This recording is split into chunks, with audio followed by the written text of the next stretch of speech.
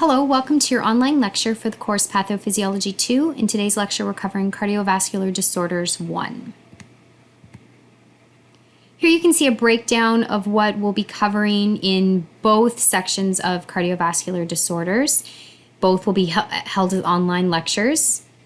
Cardiovascular Disorders 1 really relates to disorders of blood vessels overall, and we'll be talking about atherosclerosis in class. Cardiovascular disorders has more to do with disorders relating to the heart, and heart failure will be covered in class. On this slide, I wanted to remind you of the normal anatomy of the heart and its corresponding blood vessels. Remember that deoxygenated blood, so blood that's been used by tissues in our body, is going to want to return to the heart through our venous system. And so it'll travel through veins toward the right side of the heart, where blood, depending on where it's coming from, the upper or lower part of the body, will enter through the Vena Cava, so the inferior and superior Vena Cava, where it will dump into the right atrium, then into the right ventricle. From there, it will pass through up into the pulmonary arteries, where this blood will travel to the lungs. At the level of the lungs, we know this is where gas exchange takes place, so carbon dioxide is given off and oxygen is picked up. This oxygenated blood will then return to the heart, but on the left side, into the left atrium, left ventricle, then up through into the aorta. And at this point, it will travel to various different areas of the body to oxygenate it, and then, or to oxygenate the tissues. And then, of course, this cycle will continue to repeat itself. Remember that there are various valves that are present that blood has to move through or be pushed through in order for this continuous movement of blood. Our first topic is thrombi and emboli. Remember in class we spoke about a blood cell called a thrombocyte, which is a clotting cell. And coagulation is a good thing, and it should happen only when blood vessels are damaged, and it really should be local. So if there's some area of local damage, then we want blood clotting events to occur in that area. We briefly introduced this to you in Patho 1, but a thrombus is a blood clot inside a vessel, thrombi being the plural of that. And the actual formation or process itself of forming a thrombus is called thrombosis. And this process occurs due to intravascular activation of the coagulation cascade.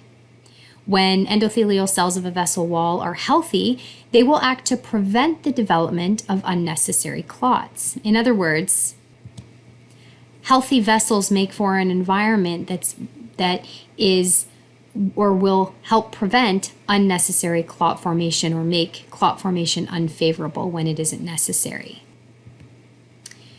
When you hear the term phleb, it's referring to veins, so many of you have probably heard of the term phlebotomy,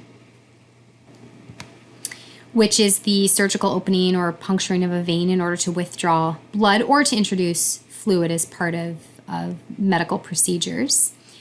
And the term itis we discussed means inflammation. So when we put those definitions together, we can see that we have a formation of a thrombosis in addition to the inflammation of veins. Now here it states that arterial thrombosis will cause distal ischemia. What that means is that when you have a clot that blocks the lumen of a vessel, then it's going to prevent the proper flow of blood past that area. So distally, tissues are not going to be getting the blood flow that they need, and so along with that, not getting the oxygen that they need, because we know that it's the arteries that carry oxygenated blood.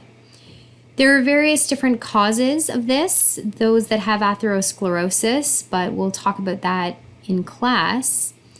Blood stasis, or the pooling of blood in a particular area, or when blood moves more turbulently, clots can form. Okay, so if blood's pooled in an area, this area may form a clot, or if it's moving more turbulently, it can be predisposed to forming a clot. Vasculitis, or inflammation of the vascular wall, can promote clot formation, and as well as infection of vessel walls by bacteria. Bacteria can colonize and promote the formation of a clot, and this concept will come up a little bit later in this course. And just another quick example here relating to this last point. You've probably heard of endocarditis. It is inflammation of the valves of the heart. Endocarditis is oftentimes caused by the growth of bacteria on one of the heart valves, leading to a mass that's known as a vegetation. So now on to the term emboli. Think of emboli as being like traveling thrombi. In this image here, if there's a clot that forms in the leg and part of it detaches and moves downward, then it can travel to the foot in what is referred to as a thromboembolism, a traveling clot. And this is quite common. And so it can lead to, as you can imagine, ischemia of the foot, especially if it blocks flow in small blood vessels. But other types of emboli exist. We have air embolisms. These are air bubbles that can form in our blood and travel, acting sort of like a clot would. So for example, our body normally has gases, or rather our blood normally has gases dissolved in it, such as oxygen and carbon dioxide. And to give you an example of how air embolisms can form and become a problem, if you have a scuba diver, they have to be very careful with ascending too quickly because of the changes in pressure that can encourage the formation of bubbles. You may have heard of this as called the bends, and it's really decompression sickness, which is a condition arising from these dissolved gases coming out of a solution, so the blood, and forming these bubbles in the body. And it's not just a couple of bubbles, there are many of them. And these air bubbles can induce heart attacks, stroke, and infarctions all throughout the body. There's also such thing as an amniotic fluid embolism. And for those in nursing, this is something you might see working in labor and delivery. Sometimes amniotic fluid can escape the mother's blood and lead to obstruction in the lungs, for example. So these individuals might present with sudden respiratory difficulty. Bacterial embolisms also exist. Bacteria can colonize and then detach and act as an emboli. Fat cells can get into the bloodstream. A good example of this is if somebody fractures their femur, fat present in bone marrow can actually get into the blood and travel to the lungs. And the last example here is foreign matter. This is more rare. As an example, those that use recreational drugs, where they inject the drugs intravenously, they can unintentionally inject foreign matter into their body. So that was a list of the types of emboli that exist, but we'll look now at a few examples of common embolic conditions. The first one here is pulmonary thromboembolism. We introduced this already, but this is where emboli that arrive back at the lungs and block normal blood flow to the lungs.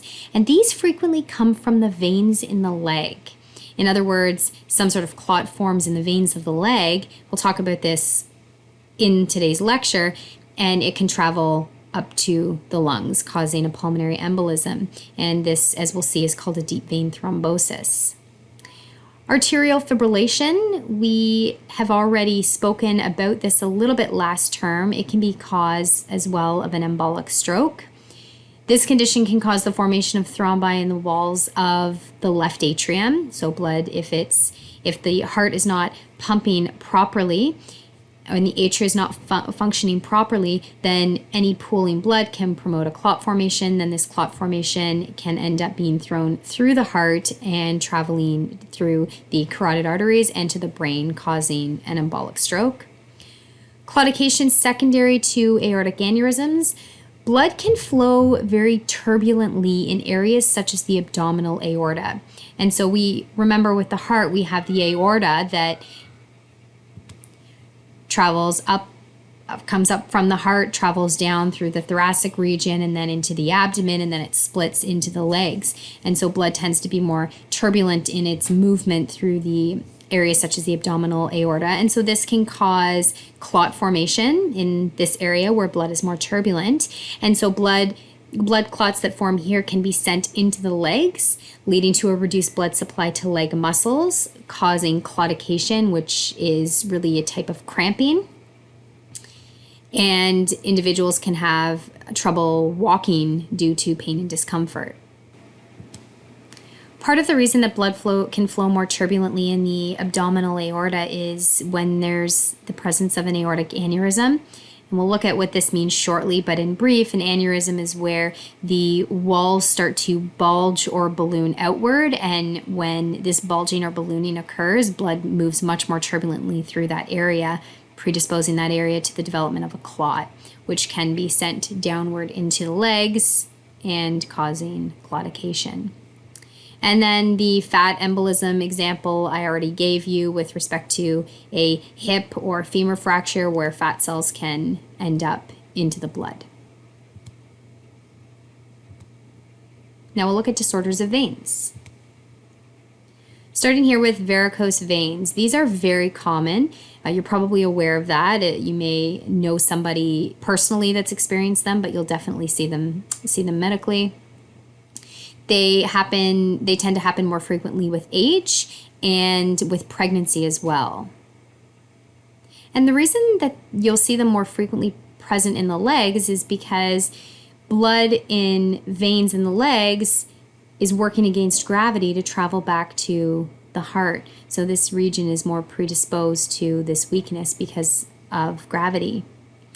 Veins, if you recall, have valves, and the valves help encourage the one-way direction of blood. So when blood moves into another section, then the valves close to hopefully prevent that backflow of blood. But vein valves can become damaged with age, for example, and with certain conditions. And when the valves are damaged, then that one-way direction doesn't happen, at least not as efficiently. Also remember that our muscles help with the movement of blood. So you can see when the muscles contract, they encourage the movement of blood in an upward direction. And in doing so, they also help close the valves, the lower valves. And how that happens is because as the muscles contract, they push blood into these pockets here, which will end up closing the valves. People that are very sedentary too and don't move around a lot are also predisposed to blood pooling in the lower extremities because their muscles aren't contracting as frequently to help with that movement. With age, valves that are part of veins don't work as well as already mentioned, and when they don't work as well, it can cause pooling beneath those damaged valves. And then over time, because the walls are not extremely thick, they can be stressed and they can balloon. The walls can become thinner, causing the veins to have this dilated and even tortuous appearance. And you can see this normal flow of blood in an upward direction and the tortuous veins here as they become weaker. And this will affect the circulation in legs, as you can imagine. These individuals can experience things such as cyanosis, where the skin starts to take on a bit of a bluish color. If a person develops a wound, like in this example here, it might not heal as well, and it can start to ulcerate. Sometimes venous return needs to be fixed surgically, depending on the extent of the pain and the problems that arise because of the damage. And then there's some instances where you'll see people have varicose veins and they look painful, but they're more of just a cosmetic issue.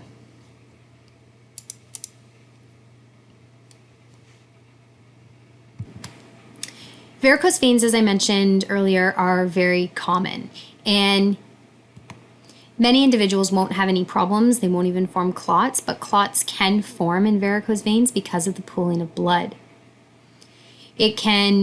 These clots can block circulation in that area and lead to what's referred to as thrombophlebitis, so inflammation. We have this thrombosis occurs, forming a thrombus, which can lead to inflammation of the veins in that area. And it can be superficial or it can be deep. If a thrombus forms in a deep vein, it can go undetected. It can end up causing pain after time. And sometimes these individuals will present with pain in their calf. Sometimes they'll describe it as a calf cramp. That may be the only way that they can really describe it. Sometimes there might be redness and warmth of that area. And then there's certain tests that a health practitioner can do in order to potentially rule in or rule out what's referred to as a deep vein thrombosis. And this is something that needs to be addressed if it happens, because what can happen with a deep vein thrombosis, so that is a thrombus that forms deep in the veins, is it can break off, it can travel upwards to it can reach the lungs and then block blood flow, and then lead to what's called a pulmonary thromboembolism. A little bit more on deep vein thrombosis. Let's say there is a thrombus that forms in the lower part of the leg, let's say in the calf. It can travel upwards through the venous system, as already mentioned, travel to the heart where it pumps through the heart and then reaches the lungs, and can lead to a reduction in blood flow and oxygen supply to an area of the lungs because it can get stuck there. And as mentioned already, this can lead to a pulmonary thromboembolism, and a deep vein thrombosis is the most common cause of this. So these individuals will present with sudden respiratory difficulty, where they're having trouble breathing, and they might sit down and think maybe they overexerted themselves, but that difficulty doesn't go away. And so that is a medical emergency. You can see in this example here the formation of blood clots and the detachment. Now let's look at disorders of arteries. We'll start with arterial hypertension.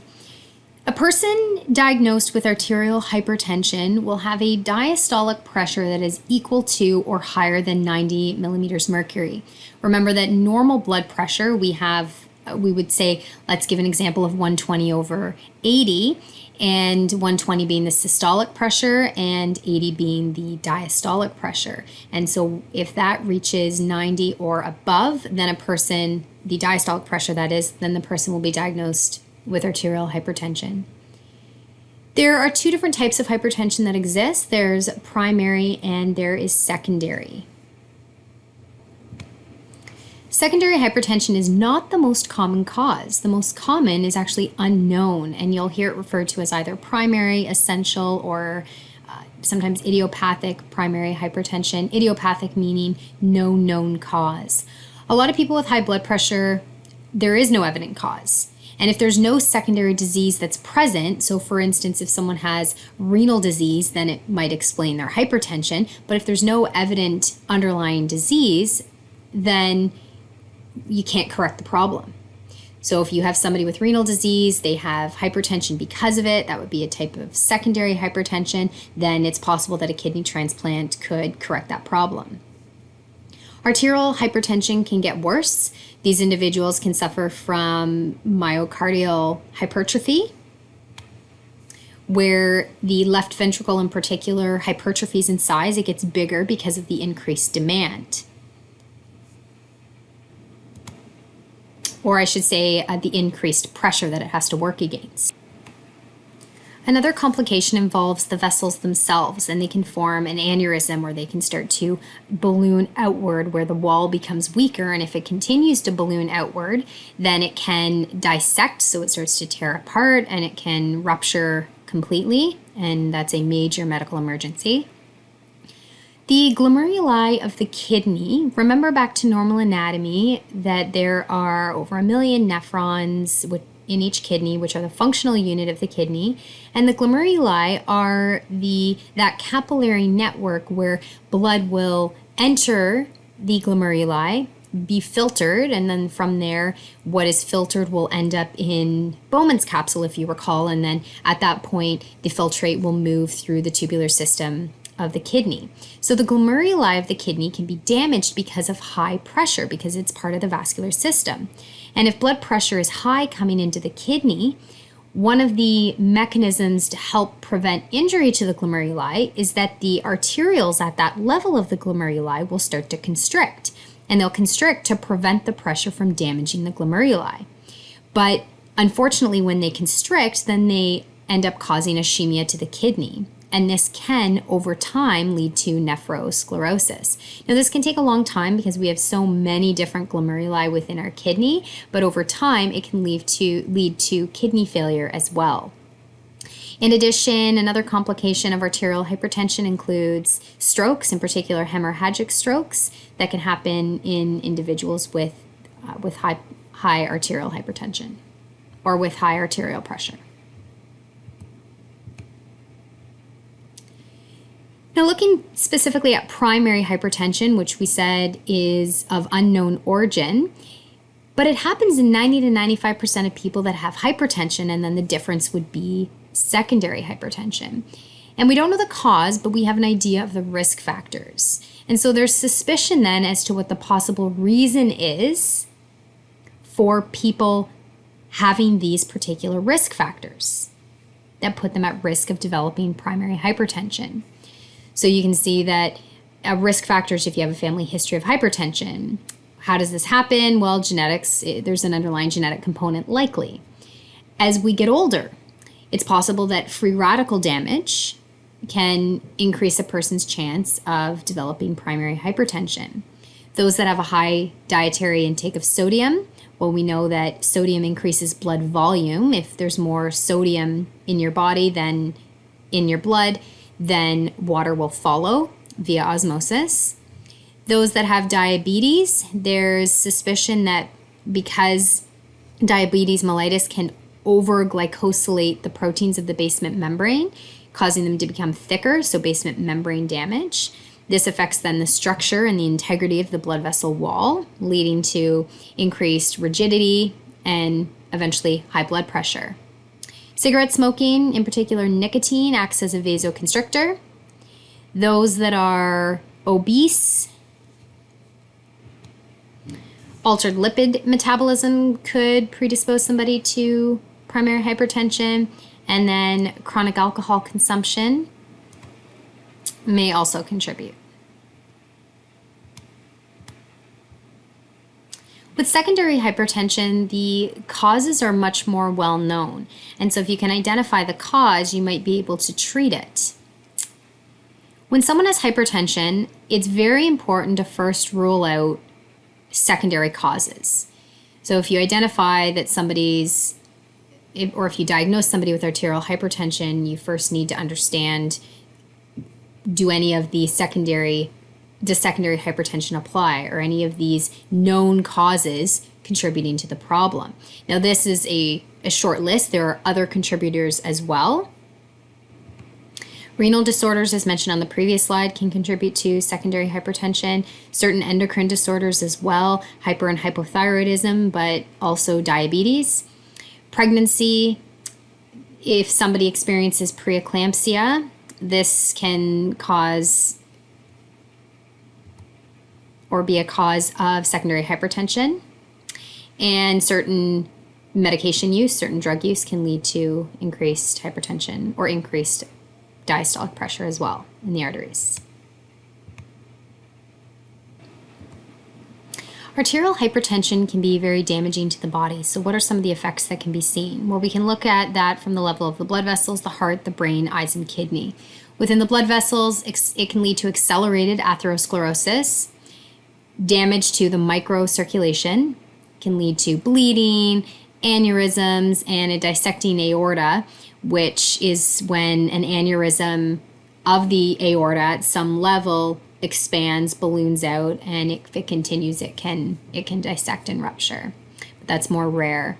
We spoke with the heart about left ventricular hypertrophy. The heart is overworking because it's working against really an increased vascular resistance. The heart, because it's working harder, now in itself has greater oxygen demand. And because the heart is working so hard, we end up with decreased coronary blood supply. And that can be because if ideally when the heart is in a relaxed phase, and we'll look at this shortly, that's when the coronary blood supply, so the blood supply to the heart itself, can really flourish. And if the heart is constantly contracting, not relaxing enough, then proper flow is reduced. So we'll look at an image of that shortly. In the brain, There's a blood supply network called the Circle of Willis, and in individuals with arterial hypertension, it can cause transient ischemic attacks. It can cause the rupture of an aneurysm, so ballooning vessel can rupture in the brain. It can lead to hemorrhagic strokes. That can be from the aneurysm rupturing. Within the eyes, the retina has a lot of little blood vessels which can be damaged, affecting vision, so causing retinopathy or disease really of the retina relating to vascular compromise.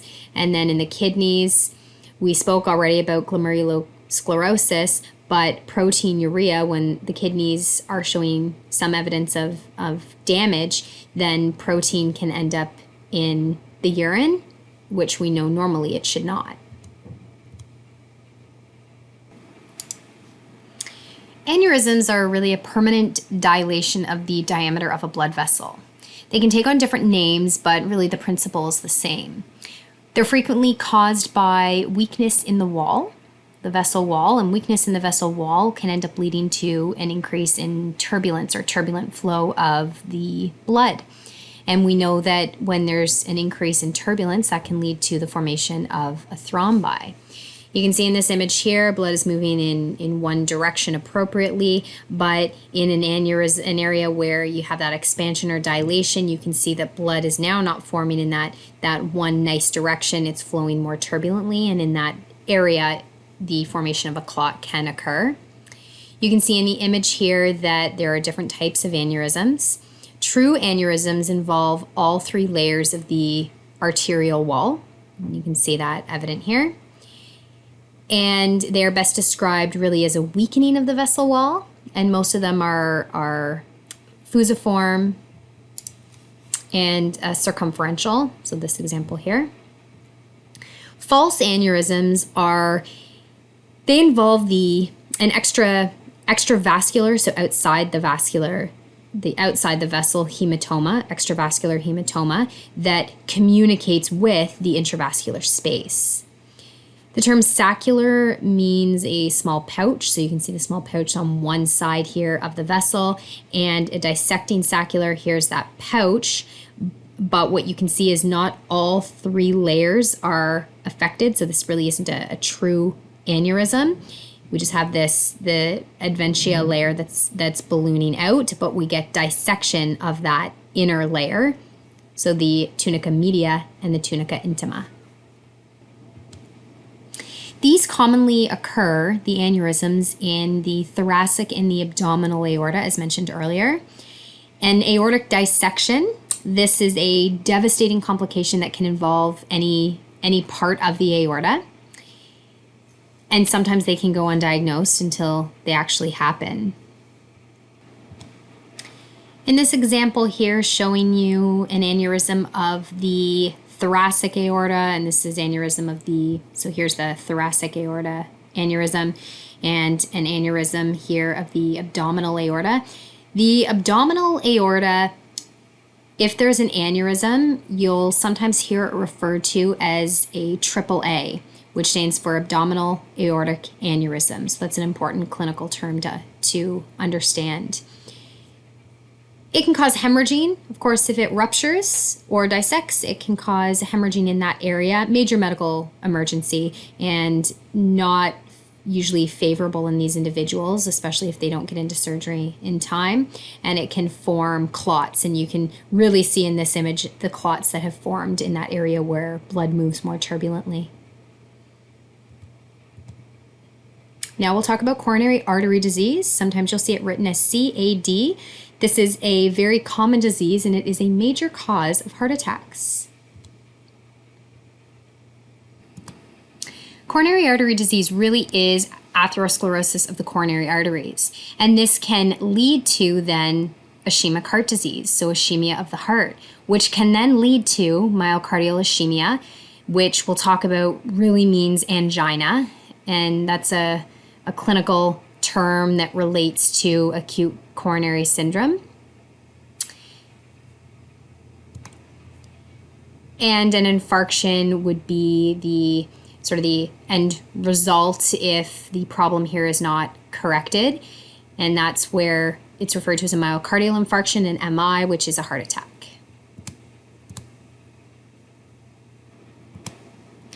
The top image here is hopefully familiar to you from anatomy and physiology. It shows you the coronary circulation, because even though the heart pumps blood to supply the rest of the body, all of the body's tissues with oxygen and nutrients, the heart itself is a tissue and it needs its own blood supply. And so it gets it through the coronary circulation. And so you can see a couple of highlights to make. So we've got here the left and right coronary arteries. You can see how they branch off the aorta.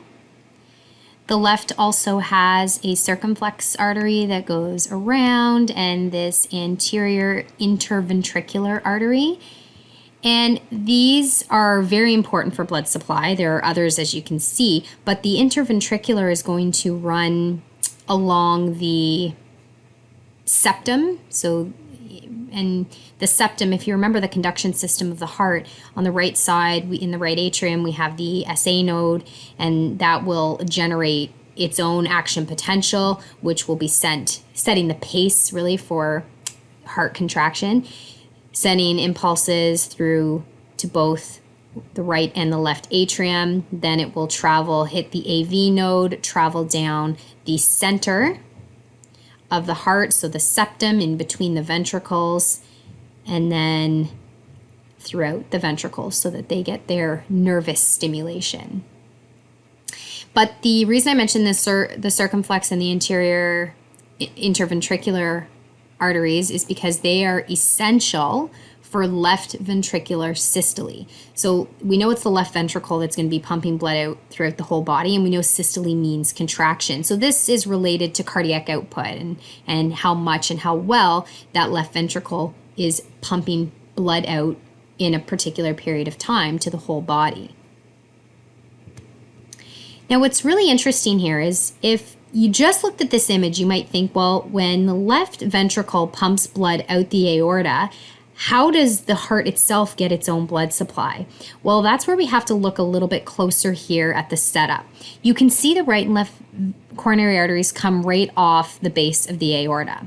So if we look at that a little bit closer, here's your right and your left coronary artery.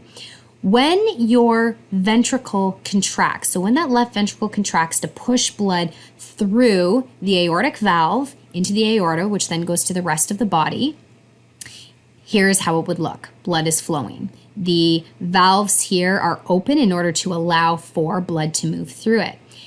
Now that's during ventricular contraction, during systole. But when the ventricle relaxes,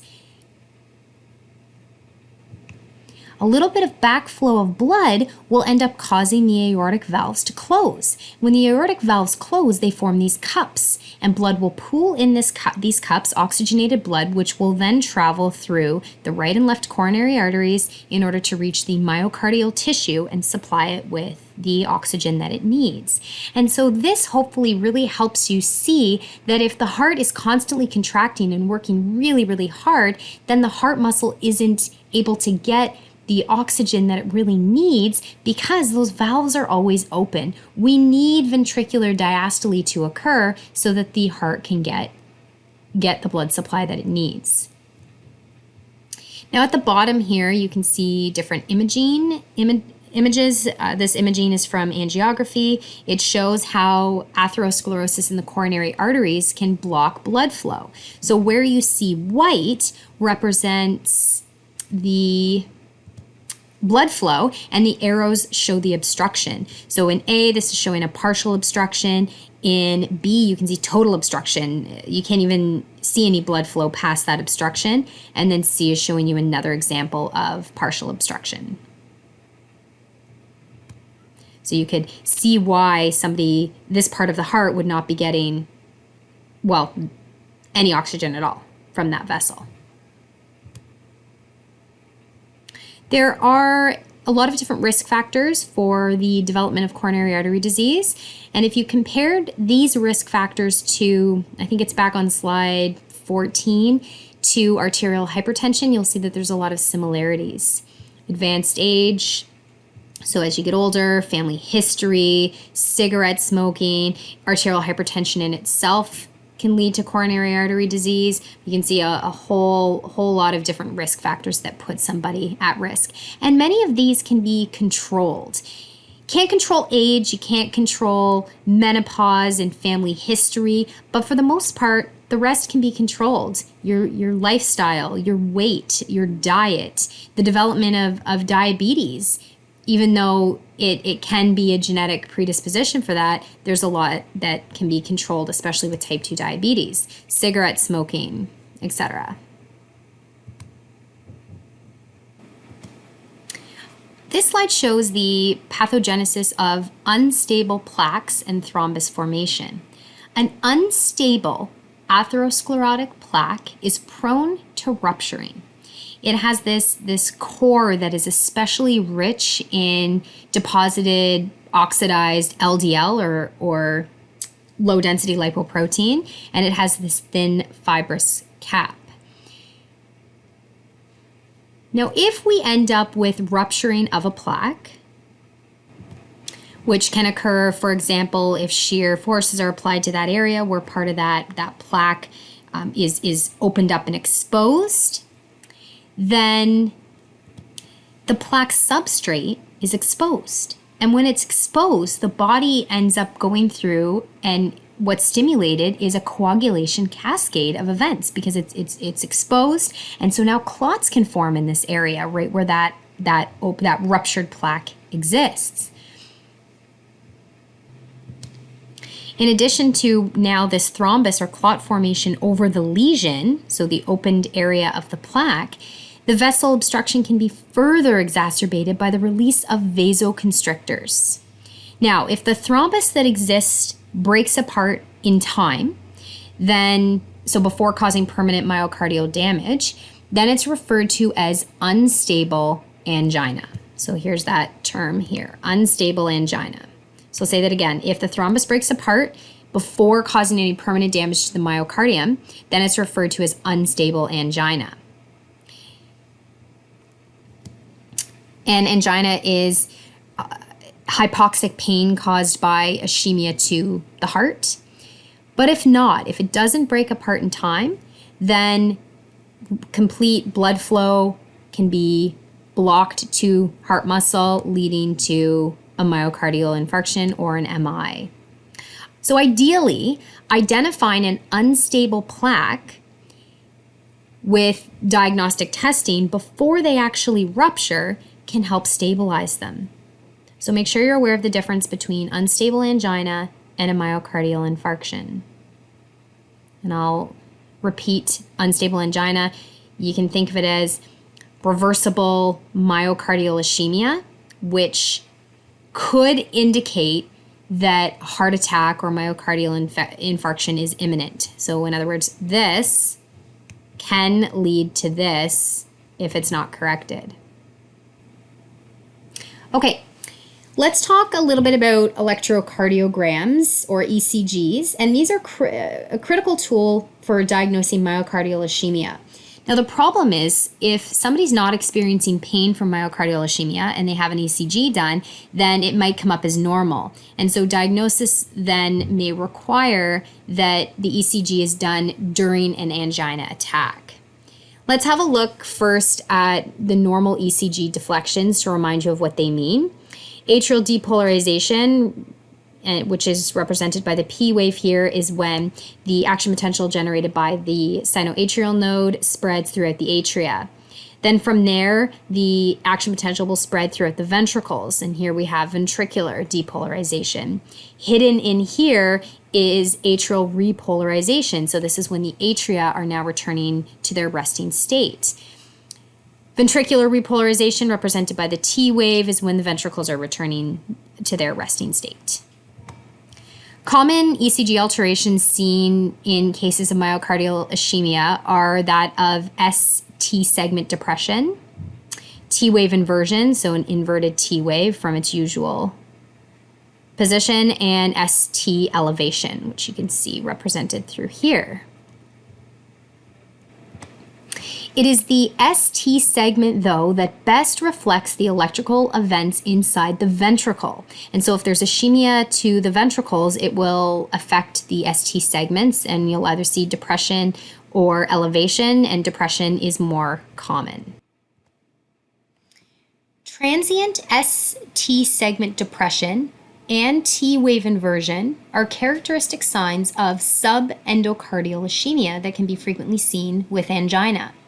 Now, ST elevation, this can be indicative of ischemia, but can also be seen in individuals that have what's called Prinzmetal angina, which I'll define for you in just a moment, but it's more common in infarction. The term Prinzmetal angina, sometimes called variant angina, is chest pain that patients will experience that is due to transient ischemia of the myocardium, and it can occur very unpredictably, and it oftentimes occurs exclusively at rest. Pain with this type of angina is caused by the vasospasming of one or more of the major coronary arteries, and these individuals might have atherosclerosis, but they also may not have atherosclerosis. The last point to make on Prinzmetal angina is that it occurs oftentimes at night during the cycle of rapid eye sleep and can occur cyclically. And the final point I want to make is that, remember, the pericardium is that outer covering of the heart. And areas of the heart that are further away from the pericardium, so further away from the pericardium, are more prone to damage. The closer they are to the pericardium, the less they are prone to damage. So we can say then, and this is repeating myself from earlier, that the subendocardial regions of the heart are going to be more prone to ischemia and damage.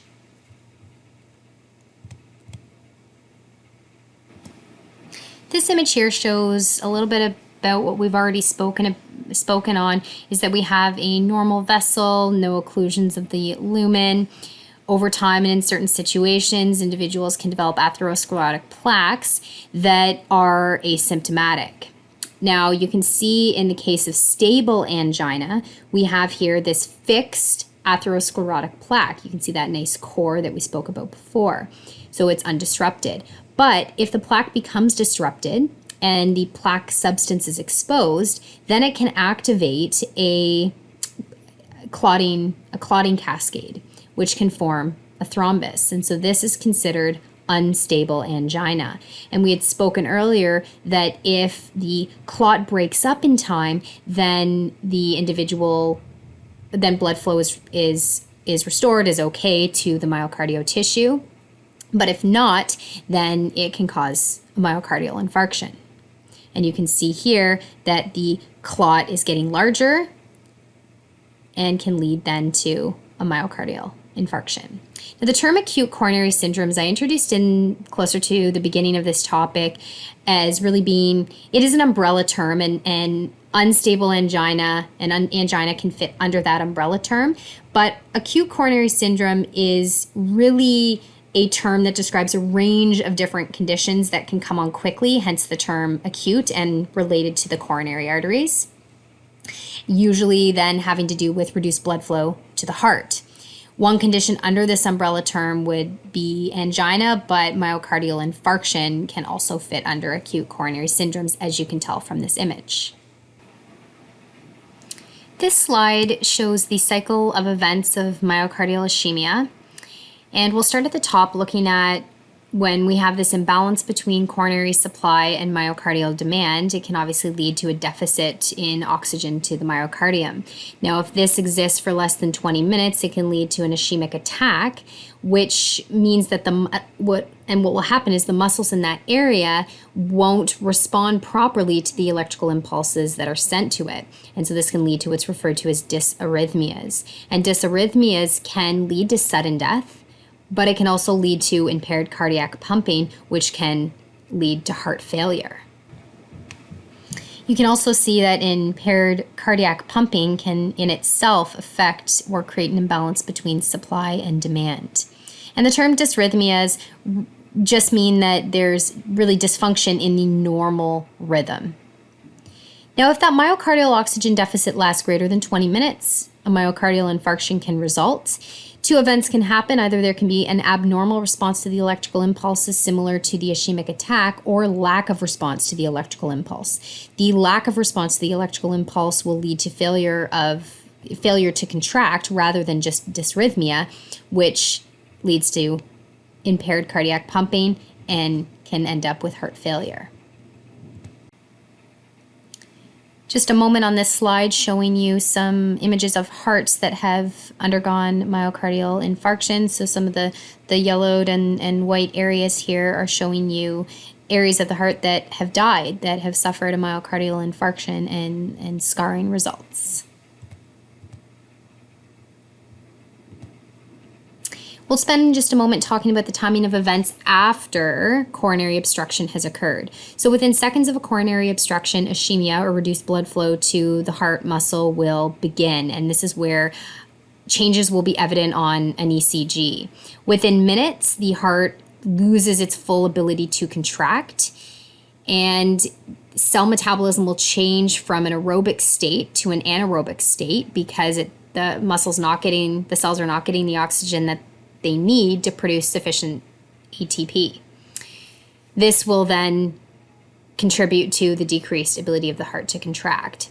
Within 20 to 30 minutes, infarction will happen. So you can see that there's really a prime time to address this obstruction.